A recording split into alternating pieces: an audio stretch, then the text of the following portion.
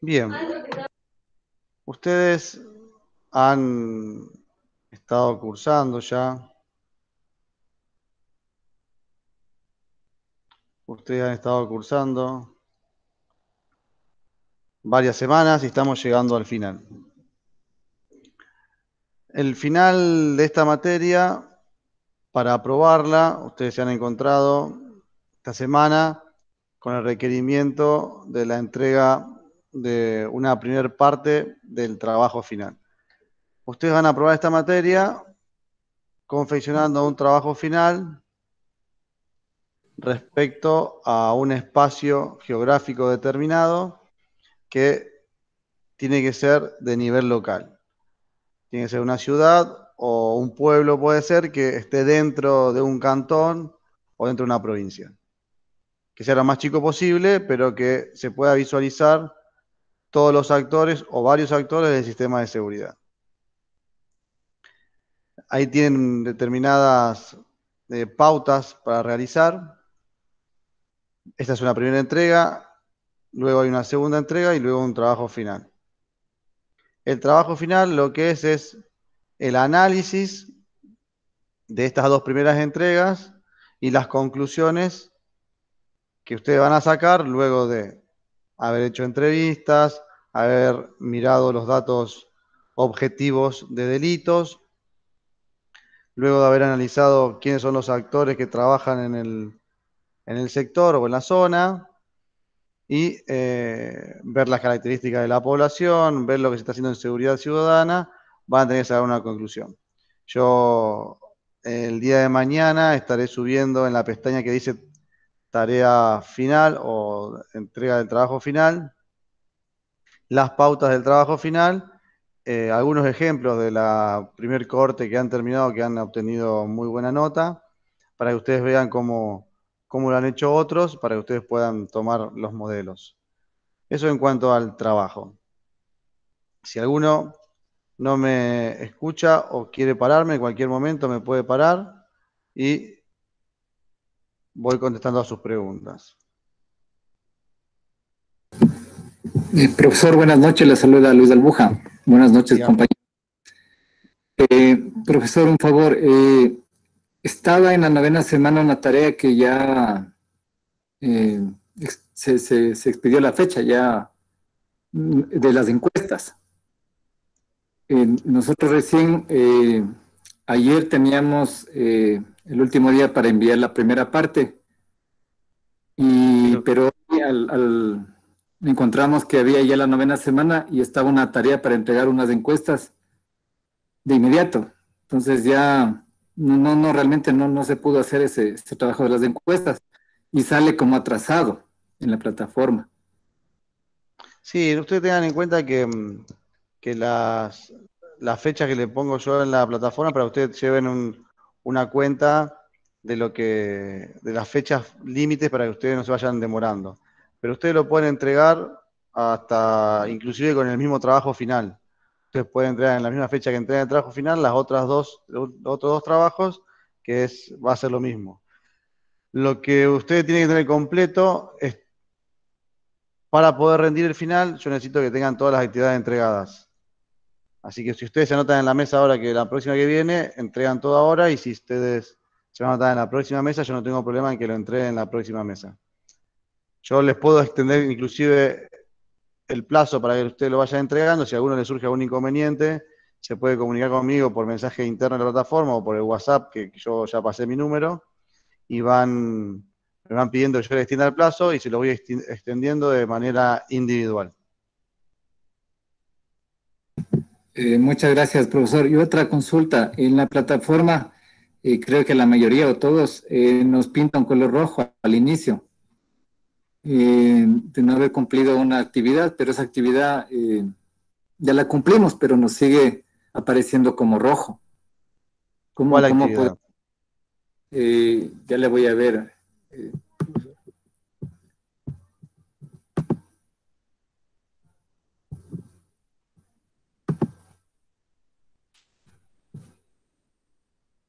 eh, Sale foro de la segunda semana no finalizado Ujú. y dice esperado el 11 de septiembre del 2020. pero nosotros empezamos en noviembre del 2020. No, pero sí. O sea, la problema es que yo después verifico mensaje por mensaje el que entregó y puede ser un error de configuración mía para que el sistema les marque como entregado. Yo eso lo voy a revisar mañana para solucionar ese problema. ¿Les Listo, parece? profesor. Bien. Profe, buenas noches. Buenas noches. Ve, profe, una inquietud, una pregunta más que inquietud. De la novena semana, trabajo final, usted ya ha subido en la plataforma, pero recién, ayer me parece, pero ya para hoy día sale ya trazado con 20 horas. Entonces eso quería para que nos dé rectificando para poder nosotros entregar Sí, en la otra sí. fecha que es Eso de es trabajo final. Es de recién la lo que novena hablábamos semana, profe. Entonces, que nos aclare esta situación. es lo que hablábamos recién con Guevara, Sí, con el gracias, doctor profe. Guevara. No se hagan problema por la fecha porque lo importante es que lo entreguen. Más allá de que lo entreguen fuera de término, a mí me interesa que lo entreguen y la fecha yo le pongo para que ustedes tengan una guía de los plazos y de los tiempos para que no se vayan atrasando porque después vienen otras tareas, pero a mí me lo pueden entregar la primera semana o la última que es indiferente. Mientras lo hayan entregado, lo miro y si está bien entregado, después van a tener la regularidad en la materia para poder rendir el final. Bien, si les Ya, parece, listo, profe, gracias. no, nada, si les parece, seguimos con. Sigue entrando gente. Profe, no sé si puedo hacer una consulta sobre la tarea de esta semana, lo que tiene que ver con la situación de las encuestas. Dígame. Bueno, la tarea en sí, ¿a qué se refiere? ¿Tenemos que realizar las encuestas y subirlas en la tarea? ¿O simplemente tenemos que hacer una tabla comparativa donde indicamos los resultados de las encuestas y en el trabajo final anexar las encuestas realizadas? De eso quería que por favor nos aclare. Ustedes en este trabajo que está aquí tienen que realizar las encuestas y tienen que entregar las encuestas realizadas, las tengo que poder ver en la plataforma y tienen que hacer un análisis de esas encuestas. ¿A qué conclusiones sacaron de esas encuestas? ¿A qué llegaron? ¿Qué resultados les dieron? Y en el trabajo final, lo que vamos a hacer va a ser un análisis de los dos primeros trabajos y exponer los resultados generales, pero analizándolo en base a las lecturas que hemos hecho durante el año. Listo, profesor, muchas gracias. Ya Bueno, está solucionada la duda. bueno. ¿Alguno más? ¿Tiene alguna pregunta? Profesor, disculpe, de nuevo le molesto. Olvidaba una consulta. El tema de cuántas preguntas mínimo se puede hacer en la encuesta o queda a libertad. No, ustedes tienen que tener en cuenta que ustedes están haciendo una carrera que le está dando los fundamentos o las bases como para luego poder ser quienes establezcan determinados estudios o políticas en base a seguridad. Si ustedes consideran que con 3 preguntas les sirve para poder sacar unos resultados en base a la seguridad subjetiva, son 3 preguntas.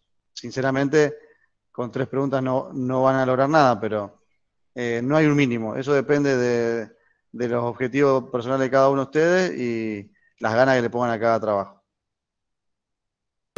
Muchas gracias, profesor. De nada. ¿Alguien más?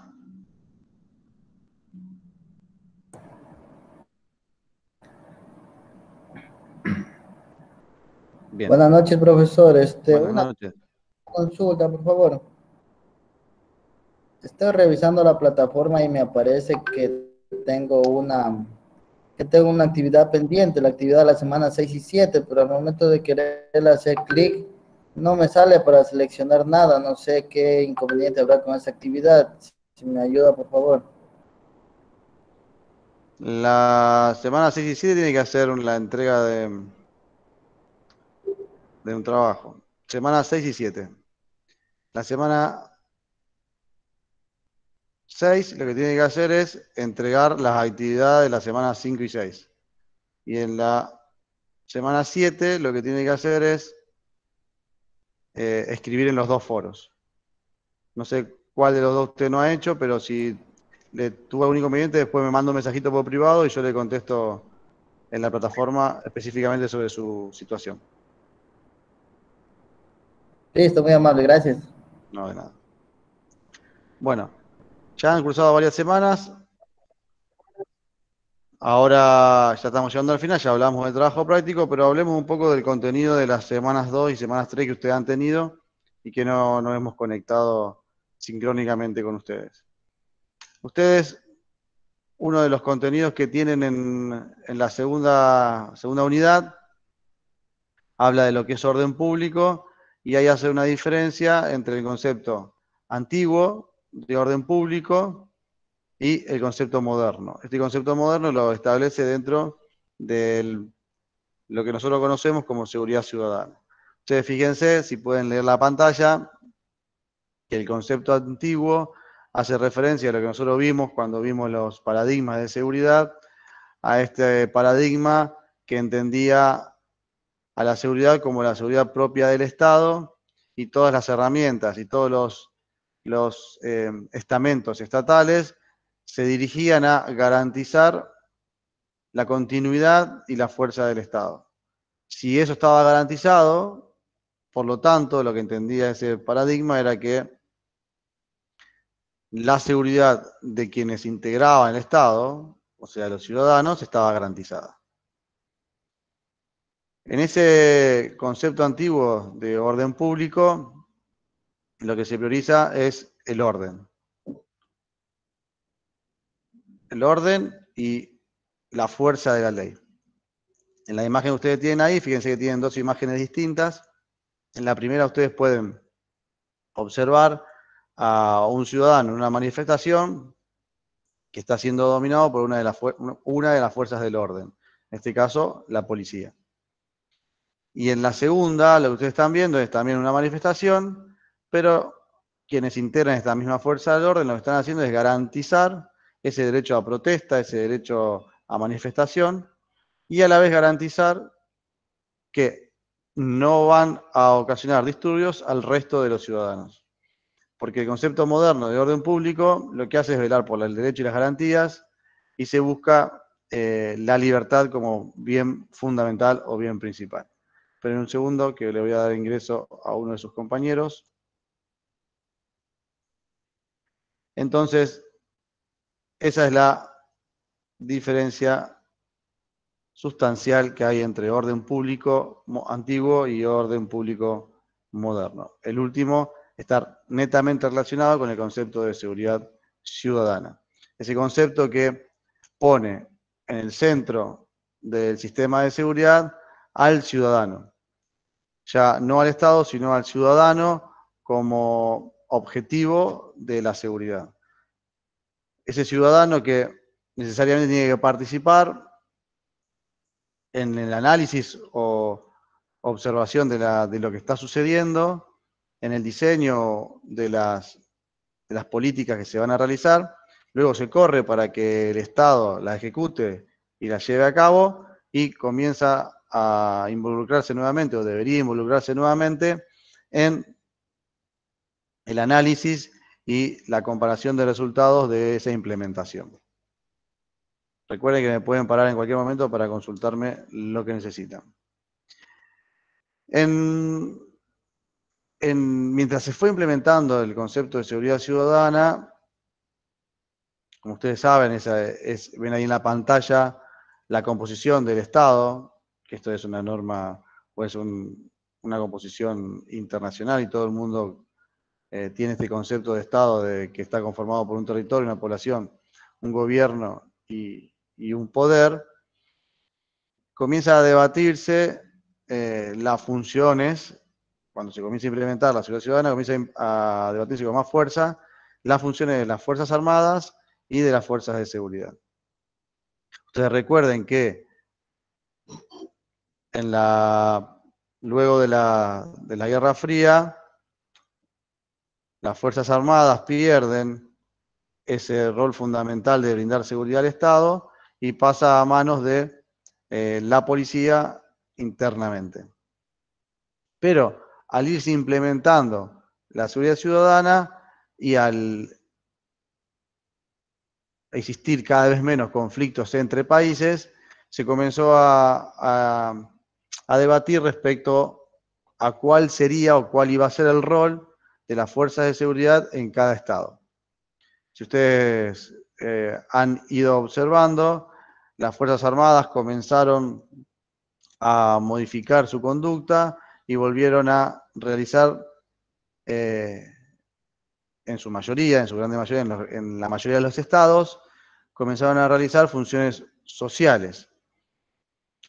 Y con el avance y el involucramiento en cuestiones sociales y el avance en cada país de nuevos episodios de violencia, nuevos delitos de carácter quizás transnacional, como puede ser la trata de personas, el narcotráfico. Los estados comenzaron a ver que las organizaciones cada vez estaban mejor pertrechadas, tenían mejores equipamientos, mejor logística, y ya las fuerzas policiales no podían o no tenían las herramientas para luchar contra esas nuevas violencias, y comenzaron estos procesos. Fíjense que ahí tienen dos conceptos distintos, que es policiamiento de las Fuerzas Armadas o militarización de la seguridad, que en sí hacen mención a lo mismo. Es el rol que comienza a cumplir, comienzan a cumplir las Fuerzas Armadas en la seguridad interna. Si bien las constituciones nacionales, inclusive la de ustedes del 2008 en su modificación, dejan bien dividido el rol de ambas instituciones, con una intención de acompañar a las fuerzas policiales o mejorar el sistema de seguridad interno, comenzaron a producirse internamente en las Fuerzas Armadas procesos de formación respecto a cómo combatir los delitos y las violencias internas de cada país. Por eso ese proceso se conoce como policiamiento de las Fuerzas Armadas.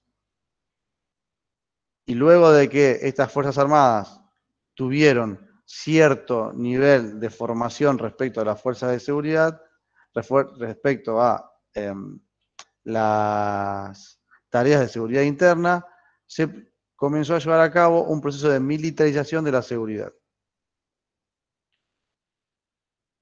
Comenzaron las Fuerzas Armadas, el Estado comenzó a utilizar las Fuerzas Armadas en cuestiones internas de seguridad. Acá en Argentina se ha visto mucho esto.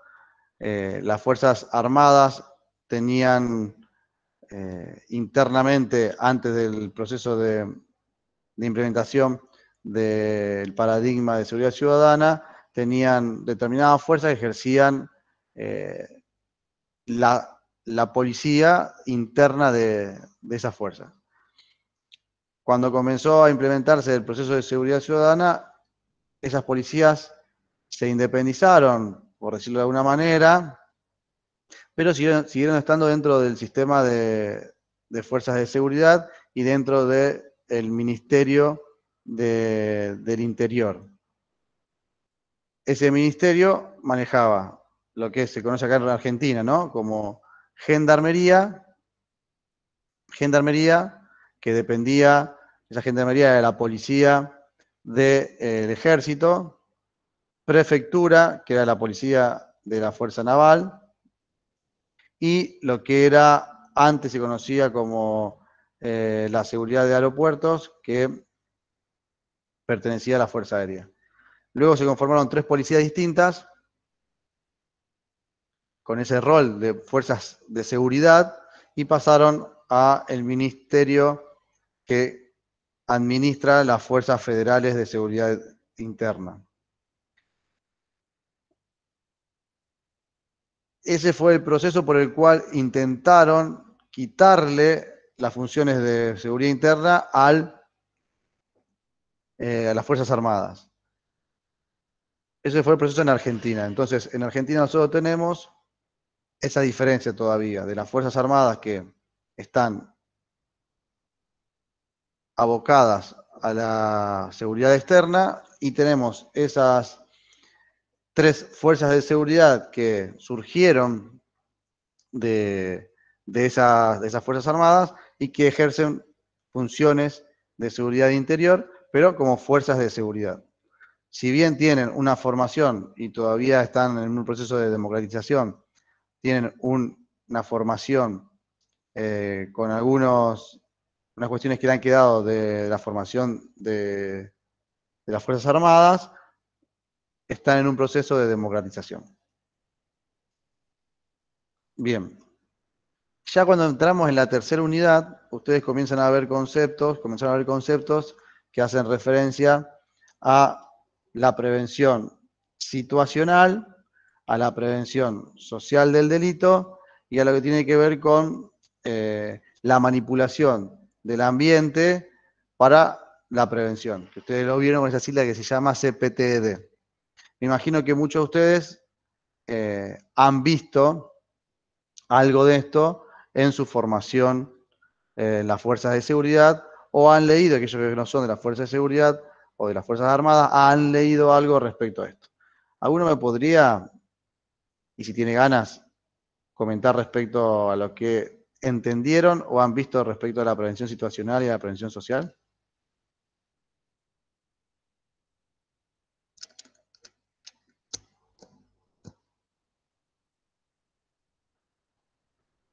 Bueno, por lo visto no, así que seguimos nosotros entonces de acá. Bien, la prevención, el delito es un fenómeno complejo. La seguridad es una ciencia que en parte se dedica a estudiar el fenómeno del delito. Ese delito y el delincuente, entendido como persona que ha cometido un delito, puede ser contrarrestado de distintas maneras. De acuerdo a cómo nosotros entendamos al delito y al delincuente, vamos a atacarlo. Atacarlo en el sentido de llevar a cabo determinadas acciones para contrarrestar o para evitar esa situación de delincuencia. La prevención situacional entiende al delito como una oportunidad y entiende al delincuente como una persona que se aprovecha de esa oportunidad. Determinadas circunstancias generan en un bien determinado la oportunidad de que alguien se apropie o lo destruya, por ejemplo. La prevención situacional entiende que todos podemos ser delincuentes en un determinado momento. Solo hace falta esa oportunidad y la necesidad de hacerlo y pone en juego determinadas teorías que hacen que fundamentan esa oportunidad. Como ustedes ven en la pantalla ahí, lo que le da sustento, fundamento a esta teoría de la prevención es la teoría de la elección racional y la teoría de las actividades rutinarias. En resumidas palabras, la teoría de la elección racional dice que la persona es un ser pensante, es un ser que tiene raciocinio, entonces puede analizar los pros y los contras de realizar una determinada actividad. Si los beneficios que le va a traer realizar esa actividad son mayores a las consecuencias que puede tener por realizarlo. Entonces, el delincuente es un ser pensante, que está continuamente analizando qué hacer y si le conviene hacerlo. Ahí entra en juego la legislación del país, si existe o no existe legislación, si las penas son o no son pesadas, si el Poder Judicial hace que esas penas se cumplan y si existe un proceso de reinserción del delincuente. De todo eso, y en resumidas palabras, habla la elección racional. Y la teoría de las actividades rutinarias o cotidianas, lo que establece es que, o lo que analiza esta teoría, es que el delincuente o la persona hace en su normalidad determinadas actividades en determinados momentos y los repite continuamente. Es muy difícil que la persona se salga de un determinado ámbito de confort o que se salga de un determinado ámbito en el cual se moviliza. Si nosotros lo analizamos de nosotros mismos, fíjense que nosotros nos levantamos, hacemos determinadas actividades, nos relacionamos en el ámbito laboral con determinadas personas y después, si tenemos vida social, siempre nos movemos en determinados grupos y en los mismos lugares o zonas. Inclusive, repetimos los mismos horarios. Entonces, de lo que haga la teoría de la actividad rutinaria es esto, que la persona repite continuamente y desarrolla sus actividades, en este caso delictivas, de las mismas maneras y en los mismos espacios.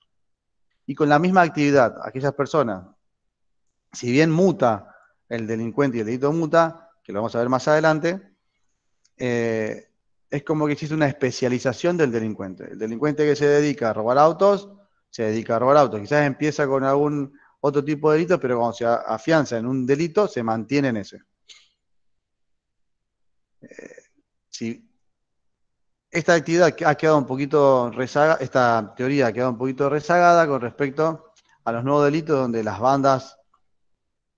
existen bandas muy grandes que realizan muchos, inclusive van perfeccionándose en las actividades, pero agrupa o engloba a la mayoría de las actividades.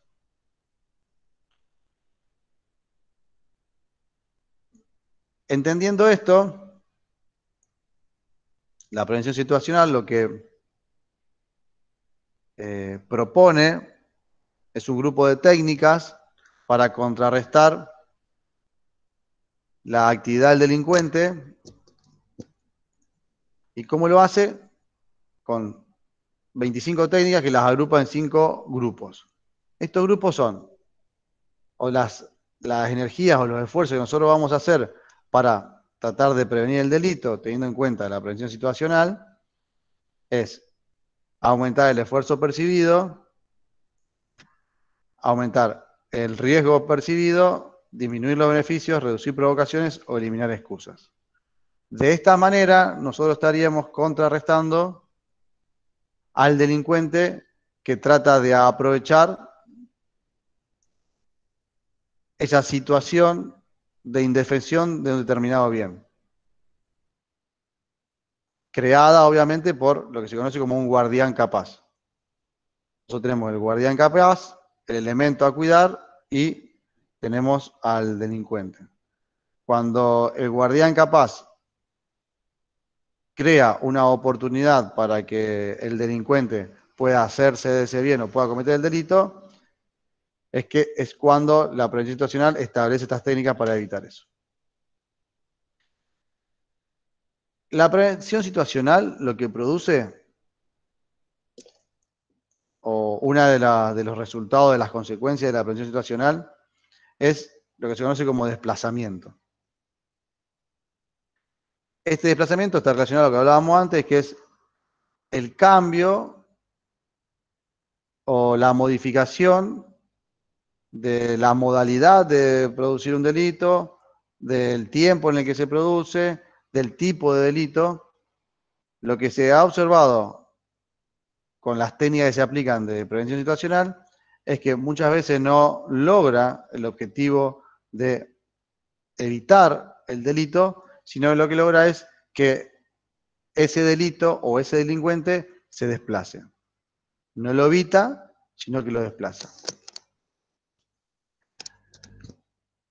Ese desplazamiento puede ser de dos clases, o maligno o benigno. Maligno es cuando no logramos evitar el delito y la característica, porque se produce en otro lado, en otro tiempo o por otro delincuente, eso se conoce como desplazamiento maligno. Cuando el desplazamiento se considera benigno es porque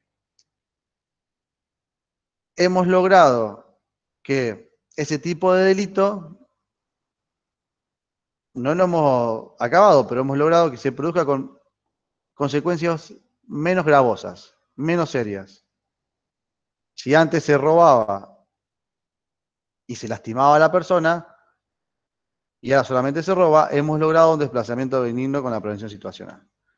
Si nosotros lográramos que no existiera ningún tipo de delito aplicando las técnicas de la prevención situacional, habríamos logrado el objetivo principal de esta teoría. Esta teoría también establece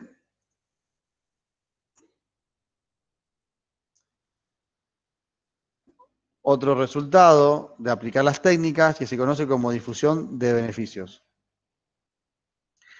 La difusión de beneficios lo que propone, o los resultados que se obtuvieron al ver la aplicación de esta técnica, es que cuando se toma una decisión de intervenir en un determinado espacio o un determinado lugar, ese espacio, esa intervención no solamente beneficia al lugar donde nosotros lo hemos implementado, sino que se difumina, se esparce por otros espacios, otros lugares. Vamos a un ejemplo para que se pueda ver más prácticamente. Una calle oscura y con poco tránsito es un lugar donde donde el delincuente se podría sentir más cómodo porque no puede ser quizás identificado o porque no tiene nadie que pueda intervenir cuando quiera realizar un delito en determinada persona. Cuando esa calle o esa cuadra se ilumina, no solamente va a beneficiar al espacio que se ilumina, sino a las otras cuadras anteriores y posteriores. Sí, vamos a otro ejemplo un poquito distinto. Un negocio que lo han asaltado, lo han robado en determinadas oportunidades, no tiene plata para poner una alarma, pero se consigue un cartel de esos que las alarmas colocan en el frente de las casas y dice, cuidado, aquí casa vigilada por alarma Juan Pérez. El delincuente, al pararse frente a la vivienda A y la vivienda B, va a ver que en la vivienda A hay un cartel de alarma y probablemente va a elegir robar la vivienda B. Ahora, esa alarma, esa alarma colocada en esa casa, también va a traer beneficios en las casas lindantes, porque al delincuente le va a resultar más seguro alejarse de esa propiedad que tiene alarmas porque no conoce cuál es el alcance de la alarma, y robar en una casa que sabe que no tiene y que tiene menos posibilidades de ser atrapado. Fíjense, disuasión. Los delincuentes desconocen el alcance del incremento del riesgo. Y desmoralización, perciben de una manera desmesurada que las recompensas de particulares acciones delictivas ya no compensan el esfuerzo. Recuerden que me pueden parar en cualquier momento y consultarme lo que necesiten.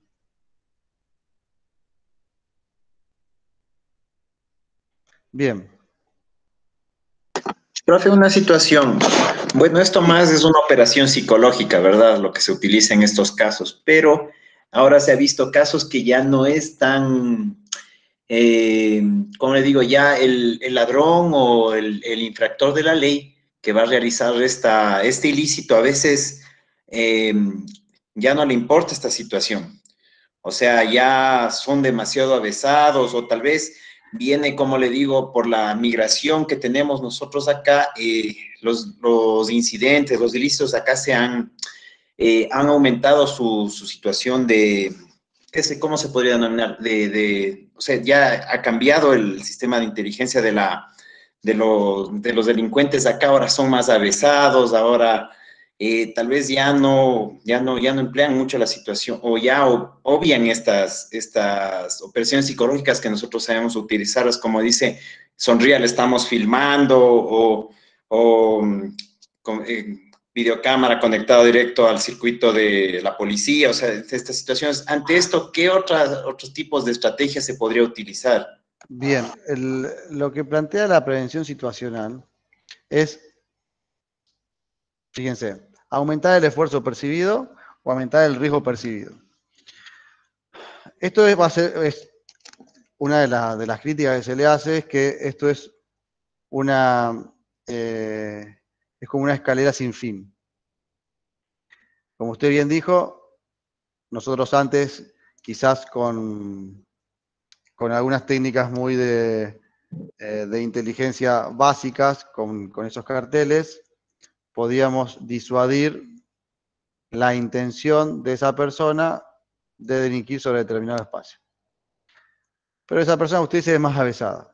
Lo que plantea la prevención situacional es que, en base a la elección racional, la persona analiza qué es lo que quiero, cómo lo puedo conseguir, me conviene más acá, me conviene más allá, el beneficio de cometerlo acá es mayor que cometerlo en otro lugar, a pesar de que tenga ese cartel, a pesar de que me puedan agarrar, a pesar de que esté el móvil de la policía en la otra cuadra recorriendo, igual me interesa entrar en este lugar y obtener esto porque los beneficios son tan grandes o mi necesidad es tan grande que lo voy a hacer igual. En esa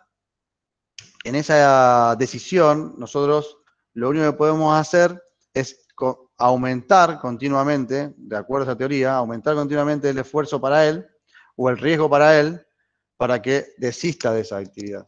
Si nosotros con un cartelito ya no lo contenemos, lo que tenemos que hacer es ponerle rejas, ponerle la alarma, poner luces. Fíjense que cada vez va subiendo más. Pagar una seguridad privada. Son actividades que nosotros vamos subiendo para controlar ese espacio y hacérselo más difícil a el delincuente. Pero no vamos a nunca incidir directamente sobre lo que él va a elegir.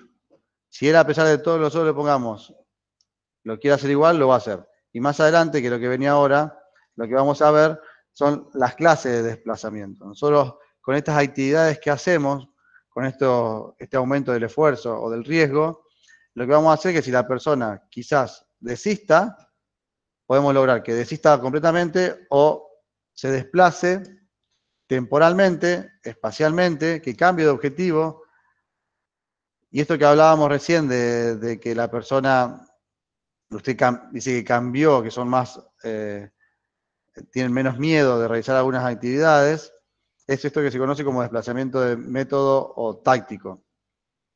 Esta persona, que es una de las críticas que se hace a la prevención situacional, esta persona va a ir a robar una casa y se encuentra con que tiene rejas, puede intentar hacerlo igual o venir y volver otro día y hacerlo con alguna herramienta que le permite violentar la reja.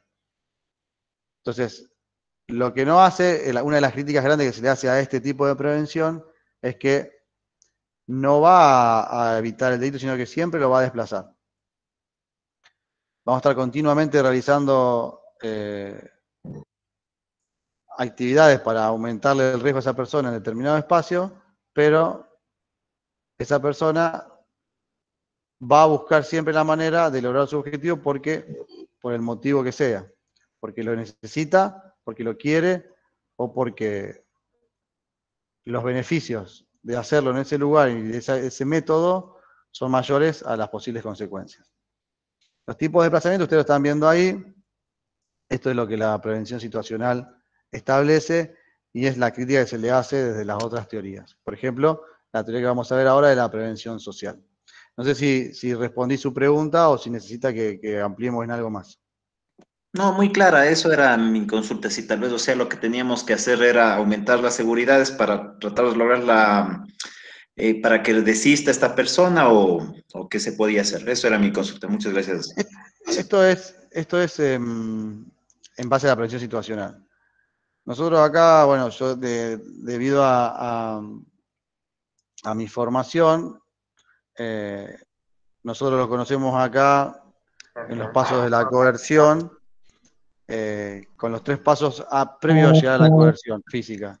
Nosotros acá, esto es por fuera de la materia, nosotros conocemos lo que es la disuasión, lo que es la persuasión y lo que es la coerción. Es esto mismo, ¿no? Uno cuando le va al delincuente, cuando está frente a un delincuente, que seguro ustedes también lo han visto con el uso de la fuerza, que ya está internacionalizado, uno va elevando el nivel de fuerza que le va ofreciendo a la persona para que deje de hacer lo que está haciendo o reduzca la violencia con la cual lo está ejerciendo. La prevención situacional se basa en eso. Le vamos poniendo obstáculos a la persona para que desista o cambie y rogar para que ese desplazamiento sea un desplazamiento benigno y cambie y mute a un delito menos gravoso o una actividad menos violenta. Una de las actividades que la prevención situacional lleva adelante o que propone para evitar el delito o reducirlo es esto que conocemos como CPTD, que es la modificación del ambiente ya establecido o el diseño del ambiente a intervenir. Nosotros ya tenemos un espacio creado, lo que tenemos que hacer es modificarlo, y si tenemos un espacio a crear, trabajamos desde el diseño, que ustedes ya lo han visto en los videos que yo le he puesto en la plataforma, desde el diseño de ese espacio, ya para evitar o mejorar la seguridad. Por ejemplo, vamos a un ejemplo claro. Acá, y me imagino que debe ser igual que allá, los negocios que nosotros conocemos como mini mercados o kioscos, que son esos que venden cosas al paso de caramelos, alfajores, gaseosas, bebidas, están más compenetrados en publicitar o promocionar los productos que tienen a la venta en las vidrieras y no se dan cuenta que tapándolos de cartelería, lo que están haciendo es evitar esto que ustedes ven ahí como un punto 1, que es la vigilancia natural.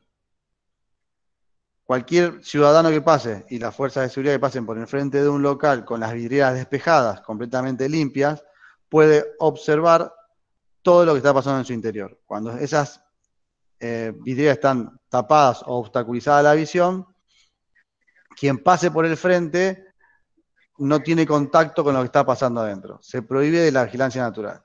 Vamos a otro ejemplo, que nosotros acá por ahí le toma mucha broma a algunos cadetes cuando nosotros se lo damos en la formación inicial de los policías. En la cuadra no es lo mismo, no es la misma vigilancia natural que hay en una cuadra donde hay una vecina que todos los días sale a limpiar la vereda para observar lo que está pasando, porque aquellos que vienen a delinquir probablemente elijan otra cuadra donde no lo van a ver y no esa cuadra donde no hay una persona que está observando continuamente sus pasos. Eso es lo que conocemos como vigilancia natural. Lo que propone el CPTD es ver cómo administramos los espacios para lograr mejorar el sistema de seguridad. Cuando hablamos, por ejemplo, de diseñar y planificar a una menor escala, acá se pone siempre el ejemplo en Argentina, en el año más o menos 1982, 1983, 84 en adelante, hasta el 90 y pico. Y esto también se vio mucho en Inglaterra y en los países europeos. No sé cómo será en Ecuador y espero cuando termine ustedes me puedan decir ahora. Se llevó adelante procesos de construcción de viviendas sociales en determinados lugares, por ejemplo, alejados de la ciudad o en las periferias, donde se juntaba a mucha gente en edificios de altura. Entonces encontrabas edificios de 10 pisos, de 4, de 6 pisos, y quizás en una manzana había una cantidad de personas, pero cada uno encerrado en su departamento. Entonces cada uno se dedicaba solamente, pero esto no es por una cuestión de elección, sino una cuestión de naturalización. Se dedicaba a observar lo que le pasaba a cada uno en su ambiente privado. Y no había espacios, no habían sido creados espacios de convivencia ni espacios de encuentro, esos espacios comunes donde uno va pasando y va encontrándose con el vecino, y esa circulación de todos los que viven ahí van haciendo esto de promover la vigilancia natural.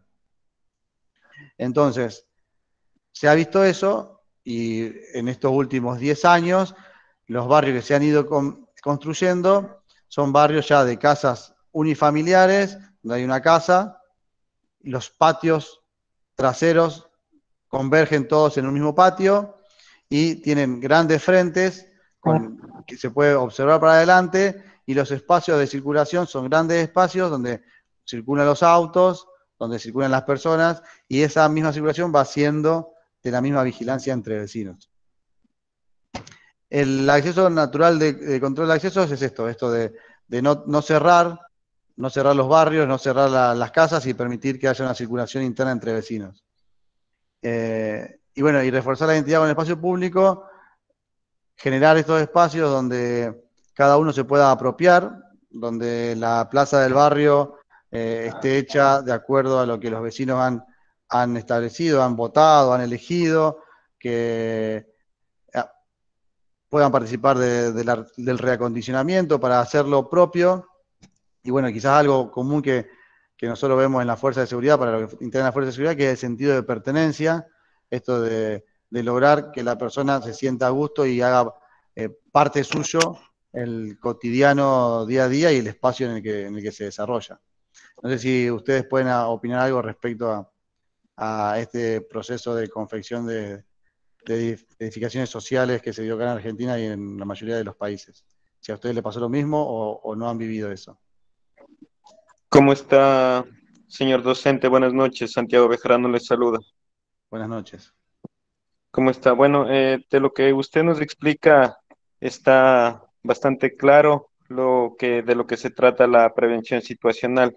Como usted nos indica, es algo específico en donde uno busca trabajar con la comunidad para recuperar los espacios públicos y que estos sean tomados para poder buscar soluciones o buscar medidas dirigidas a que un delito no se dé, o diseñar el ambiente en el que nosotros estamos desarrollándonos con el fin de evitar o disminuir el cometimiento de un delito específico. Sí. Entonces, justamente con los ejemplos que usted nos pone, yo creo que acá en Ecuador, nosotros, ¿no? Yo pertenezco a la Policía Nacional, dentro de su eje de policía comunitaria, creo que trabaja bastante, sí se ha enfocado en desarrollar este tipo de medidas, de micromedidas dirigidas a la prevención, ¿no? Como estos programas donde participa policía, autoridades locales y la comunidad, con el fin de recuperar espacio público. Es así que desarrollamos nosotros programas como, por ejemplo, lo que es el local seguro, lo que es la cuadra segura, lo que es las visitas preventivas que se realiza a los locales comerciales, con el fin de darles, generarles un diagnóstico de seguridad, les damos medidas de seguridad en las que ellos están fallando y las que pueden adoptar para ser menos vulnerables al cometimiento de un hecho delictivo. De igual forma, nosotros como Policía Nacional procedemos a realizar una serie de visitas diarias con el fin de generar igual forma presencia policial y así reducir este tipo de delitos. Como usted manifestaba, de igual forma, este tipo de acciones, obviamente, es evidente que existen diferentes fenómenos que tiene el delito. Es así que puede el delito, el delincuente puede, en base a estas acciones que se generan en un espacio, generar puede darse este fenómeno de traslación del delito, que se traslada simplemente a otro lugar, o también puede coger y el delincuente modificar su modus operandi o su tipo de especialidad al delito. Es decir, si ve que los delincuentes, por ejemplo, la ciudadanía, voy a poner, por ejemplo, un robo a vehículo, eh, la ciudadanía ya adopta diferentes medidas para evitar el robo de vehículos y él ve más prudente que solo se va a dedicar al robo de accesorios, pues el delito o el modus operandi del delincuente puede variar. Ujú. Sí, exactamente. Todas las actividades que usted me mencionó son todas actividades de lo que usted me dijo, local seguro, cuadra segura, son todas actividades determinadas de esta teoría de la prevención situacional. Eh, Inclusive hay otras mucho más básicas que quizás tienen intervención los gobiernos locales, como puede ser la poda y la escamonda, la poda de los árboles para que la luz de las calles se vea bien sobre la calzada y la acera, eh, el cortar el pasto en los baldíos para evitar eh, delitos de violación, por ejemplo. Eh, Hay un montón de actividades que realiza, que propone la prevención de situación de delito para mejorar la situación de prevención del delito. Pero sí, Santiago, todas las actividades que vos planteaste están relacionadas a esto. Muchas gracias. Gracias, señor docente. Vamos a seguir. Así ya vamos terminando. O sea, allá son las 20 horas, acá ya son las 22:15.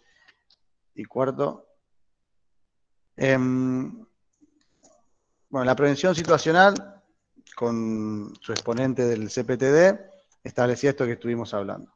Pero no es la única teoría que hay, está la teoría de la prevención social también.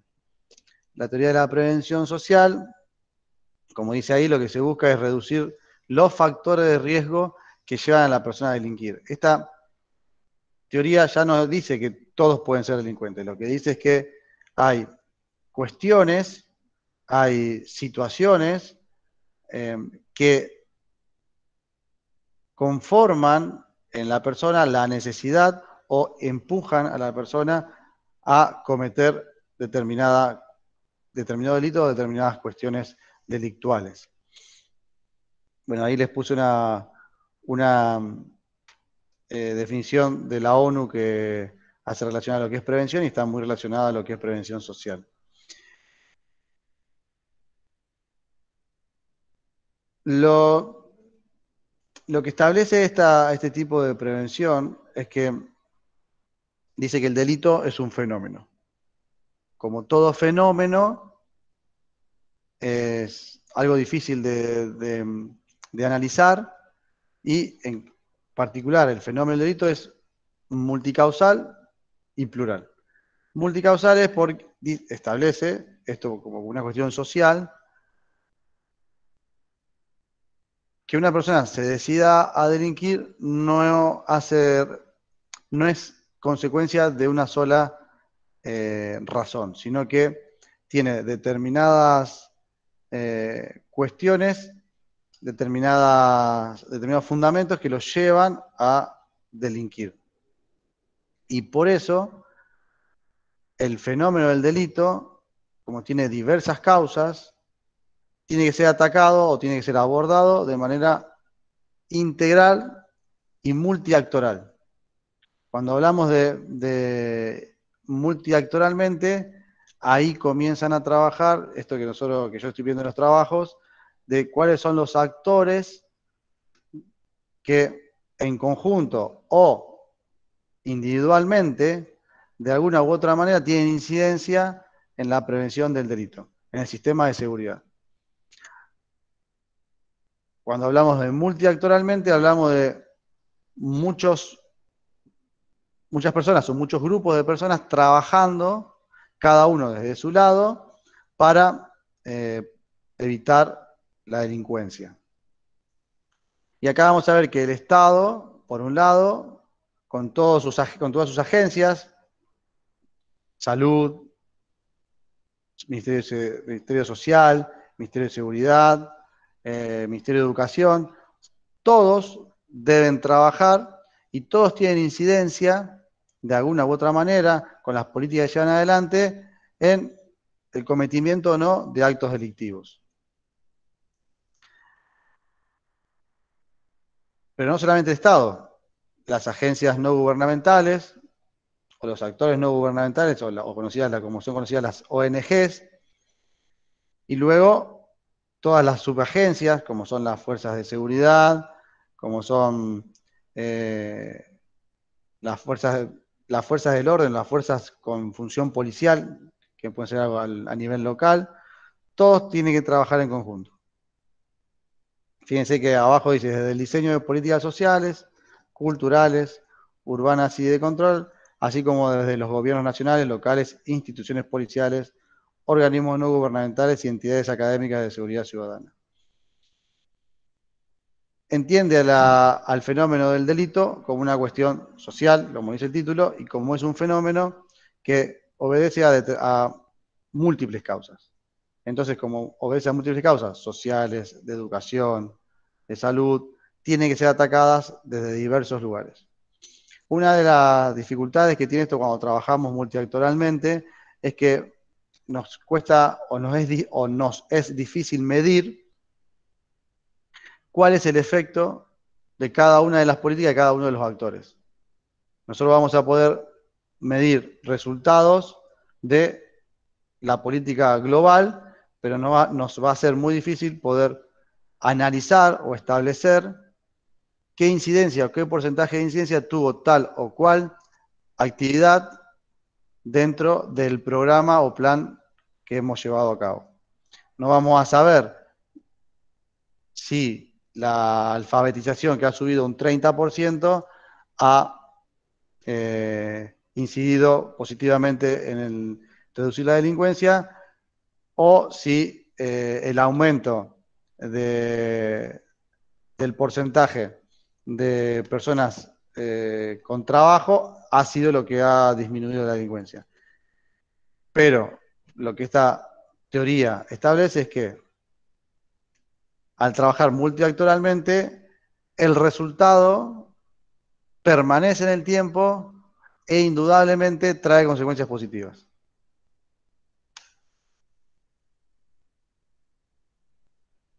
¿Cómo se ataca desde la prevención social? Hay un enfoque que se llama epidemiológico, que esto funciona para todos los tipos de prevenciones, pero donde mayormente se observa es en la prevención social del delito.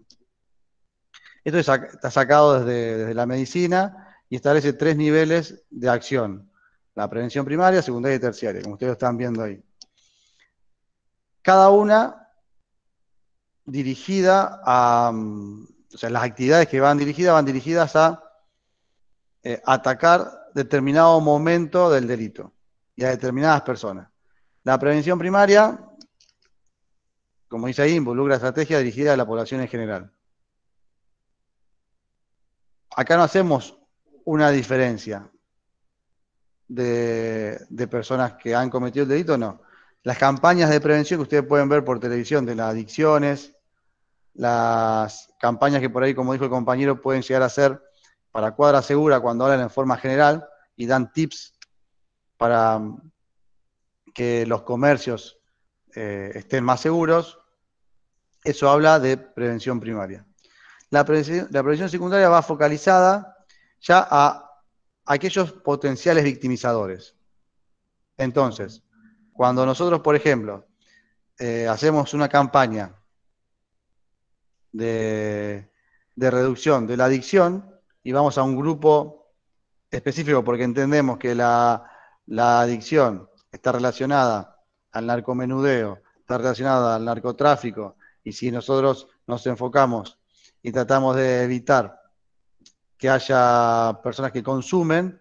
Si quitamos el consumo, vamos a quitar el narcomenudeo y si esa es nuestra teoría, vamos a quitar el narcotráfico.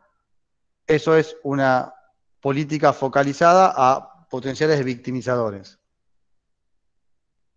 A potenciales victimizadores y también a potenciales víctimas.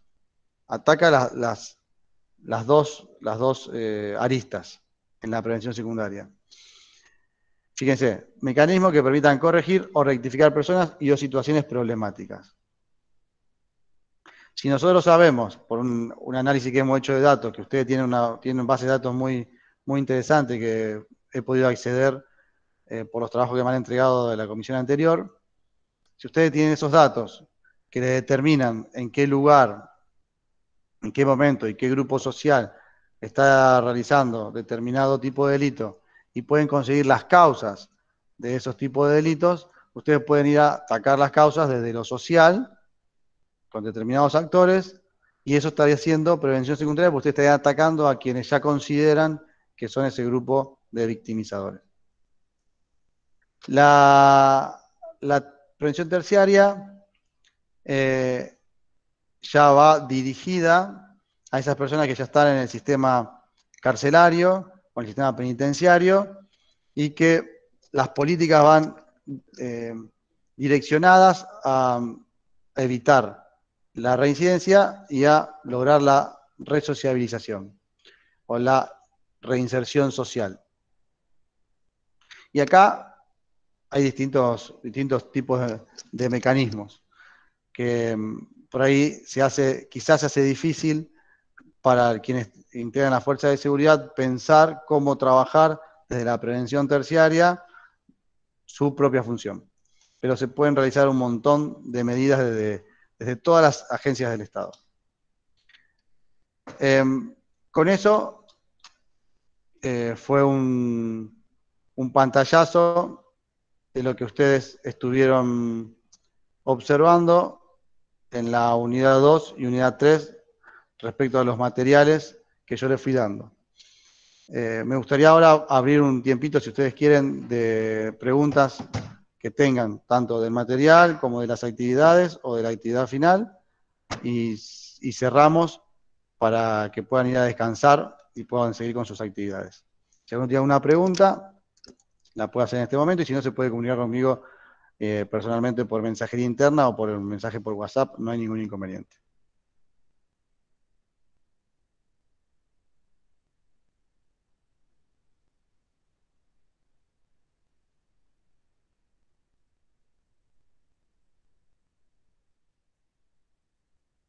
Bueno, si no hay preguntas, entonces voy a detener la grabación y los voy a proceder a saludar.